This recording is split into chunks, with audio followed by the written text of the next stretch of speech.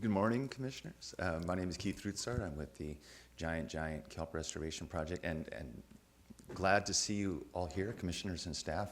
Great to see Commissioner Hosser-Carmison in person, and great to see Commissioner Sklar moving around very well these days. So I just wanted to, I see you folks more often than my own family, and I'm here in Sacramento all the time, and I have asked the Commission to consider our petition in Monterey as a committee of the whole effort. And in that regard, I'd like to invite you to come and travel to Monterey and spend a day with us considering this petition.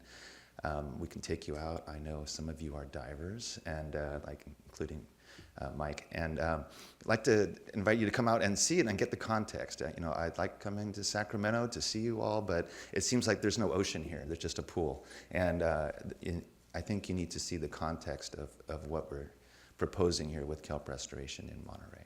So thank you all so much, and welcome, and we're in for a good day. No bumps. So we can move on to the next agenda item then. This is item 7, Commission Policy on Naming Installations. And I will turn this over to David, both for the call for public comment and as the staff lead on this item. Very good. Thank you, President Zavaleta. President Zavaleta, Commissioners, as you're aware, since June 2023, staff has been advancing a plan to review and present potential updates to Commission policies. And this project was undertaken with primarily to go through policies with a justice, equity, diversity, inclusion, and tribal lens applied when reviewing and recommending changes to policy. We're still proudly undertaking this work. Potential changes to the Commission's naming installation policy were initially presented at the Commission's December 2023 meeting, and then subsequently reviewed at Commission and committee meetings throughout 2024. At the Commission's December 2024 meeting, the Commission directed staff to revise the draft amended policy language with the goal to further request, the goal of their request for further revisions was to refine content associated with honoring traditional tribal names and language around naming protected areas. In April 2025, staff reported to the Commission that it had prepared revised policy language to reflect the Commission's intent. However, recognizing a need for additional review by the Department and input from the Commission President and Vice President as requested in December, as well as the Commission's interest in further Tribal Committee review prior to approval, staff recommended to present the revised proposed language at the next Tribal Committee, which was in May, on May 7th. So the update for you today is the revised Tribal Committee, or the revised language which was presented, was revised since the input at the May Tribal Committee meeting. And since then, we've also conferred with the Commission President, the Vice President, as well as department staff. Based on this collective feedback, we've introduced further refinements, and that revised policy is in your draft materials, meeting materials for today. And the quick highlights is a change in the policy title, which is changing it to the proposed name as Naming Protected Areas to take it away from the more archaic installations. Some of the other changes are an affirmation of geographical naming to assist the general public in understanding the location and to facilitate public engagement when naming or renaming in the future. It affirms to remove the in memorial naming exceptions. So this would be for naming or renaming names going forward, but not looking backwards. So we remove the way it's written. It would be not allowing any names to be named after anybody in the future. It also puts an emphasis on tribally identified names. So on honoring tribally identified names by actively inviting tribes from ancestral territories to identify ancestral or contemporary tribal names for the protected area. At the same time, it also provides an option for dual naming. So the policy would indicate that the commission may select a dual name that includes tribally identified name and a current geographical name. You've seen this being used throughout the state. So what we've brought forth, this has come before the commission a number of times. So first of all, thank you for the opportunity. Thank you for your patience in working with staff on this. We hope that what we've brought forth is something that was reflective of the commission's intent and wants to move forward on this. And we feel it is, and we look forward to your thoughts today. Great. Thank you so much, David. Comments from fellow commissioners before we go to public comment? No, wait. Okay, yeah, I like to hold comments, but I'm very happy with recognize the Commissioner policy. Sampson. And even though I've been gone, I think it reiterates what I had asked for previously. So I think job well done. Thanks, Commissioner Hassler-Carmison.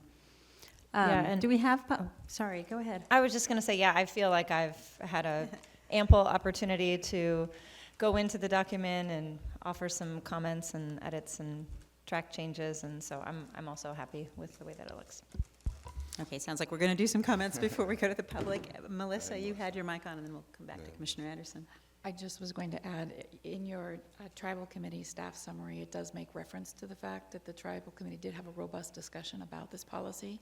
It was generally very supportive, with some suggestions on the implementation side, with things like consultation, when you come to the naming process, working with the agencies, advisory committee on geographic names, those sorts of things. But in general, was supportive of the direction this was heading. Thanks for that. Commissioner Anderson. I'm going to be the dissenting voice. I'm very glad about what's happening with the tribal naming. I think it's very important. But for us to say that there's not going to be anybody in the history of California that is an individual that we would want to name something, for me, I have a challenge. You know, it could be a governor, it could be a senator, it could be somebody that really contributed to something very specifically. And Chuck Bonham, right? I would nominate something after Chuck. As well as maybe Governor Brown, maybe, you know, who knows. But to go ahead and say never, to me, is just hard to go ahead and do that. I know we've had challenges with folks that have been named in the past because of, you know, their history and everything else. But going forward, I would think we'd be a lot more diligent in looking at who the individual was, the impact they had on the environment. And so I'm glad that we're moving in a direction of, you know, naming more properties after the tribes, and rightfully so. But I also think we should leave ourselves some latitude on other naming opportunities. Vice Yeah, President Murray. I just wanted to clarify that the existing policy says that we won't name things after people living or dead either, except for MPAs.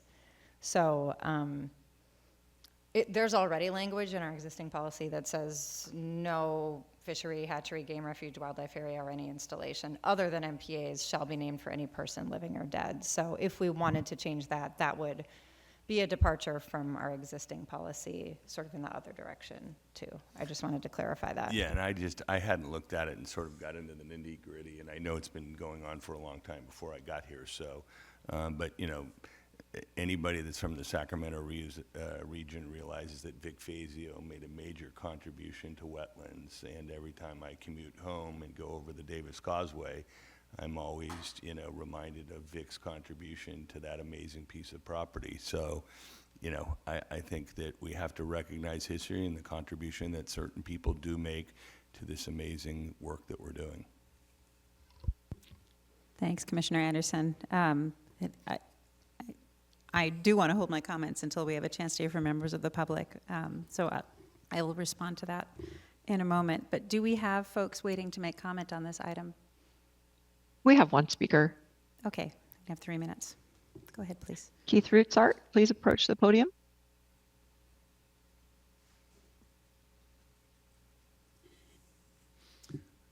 Is it afternoon yet? This is Keith Rutzart with the Giant Kelp Restoration Project. And I too would like to name an MPA or something after Chuck Bonham or any of you. You know, I think the contributions of individuals matter, and that was my argument here. When I first saw this policy come across, I was actually kind of upset that we were potentially removing the names of people that were our heroes. Julia Platt, Edward F. Ricketts, and Robert Crown in Alameda from these places. And that is, I think, something we do to people that for some reason they've done something wrong and we need to remove their names from it. We don't do that for Harvey Milk or Cesar Chavez, right? It's not what we do. But I am pleased that going forward that we can use indigenous place names for these places. We are proposing a place at Tankers Reef, I'll just remind you. And we are looking for an indigenous place name, and we would be so honored if we could have that. So I think I'll take the win on this, but I think it's all of our win on this and coming up with a really good policy for this moving forward. And so I want to thank you.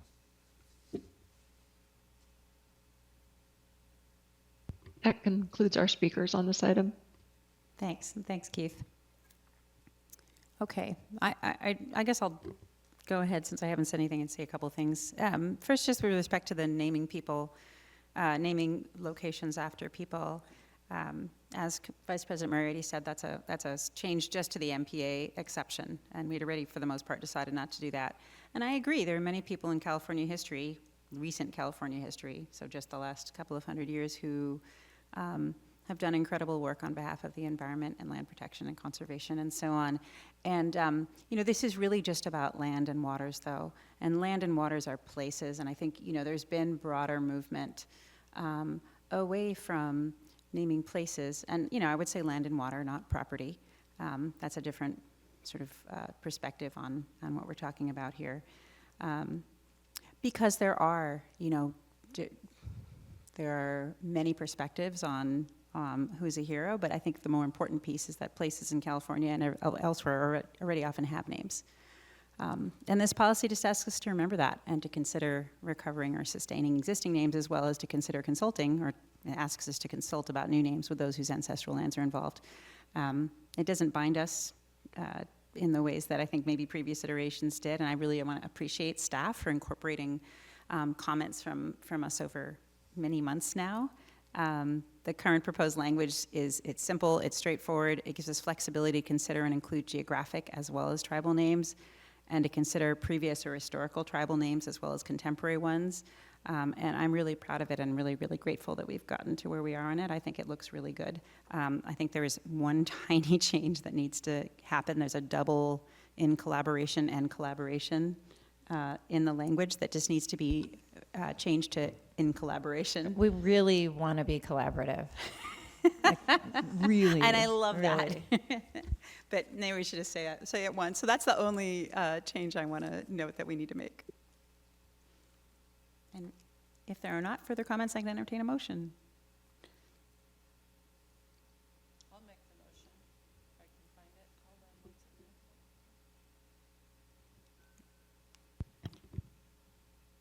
I will make the motion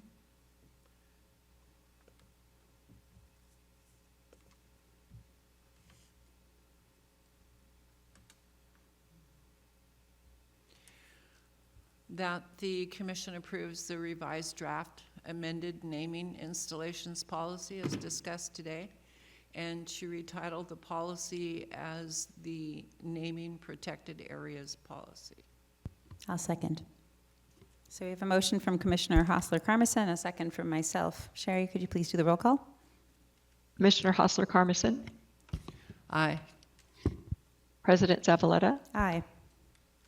Commissioner Anderson, No. Commissioner Sklar, Aye.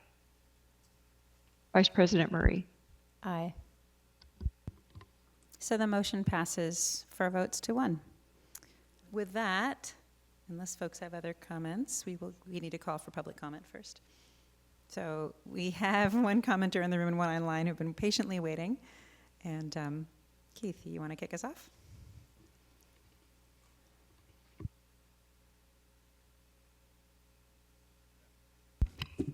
Good afternoon. Keith Rutzart, Giant Kelp Restoration Project. I don't have anything really written comments to read off to you today. I just kind of thought I'd hear and listen to what you're saying. And I wanted to go back a little bit to the California Ocean Day that I attended here in Sacramento. And just to tell you, I met a young man from California Environmental named Hudson, and he came with me to the tribal committee the next day. And it just was nice to be able to kind of mentor somebody in like how you interact with the commission. And it was a really good, I agree, it was a really great tribal committee meeting. And talk about subsistence fishing was really, really helpful, I think, to what's going to go forward here. So, and regarding the Marine Resources Committee, it's kind of interesting to me. I'm looking forward to the next meeting where we explore the evaluation criteria for the Marine Protected Area petitions. I have one that I think it's interesting for me because it was kind of like, I'll write a petition and then go and argue with all the opposition, and then we'll have bin one, and then we'll decide what the criteria is for evaluating what you propose. It's like shoot first and then name the target later is kind of from where I stand, it kind of seems like that. But I know I have confidence in our commissioners at the Marine Resources Committee and open to that discussion and see what we can come up with that. Something that we can all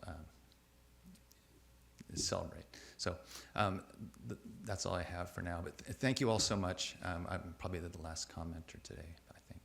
So I want to appreciate your hard work on everything you do and appreciate your support. Thanks.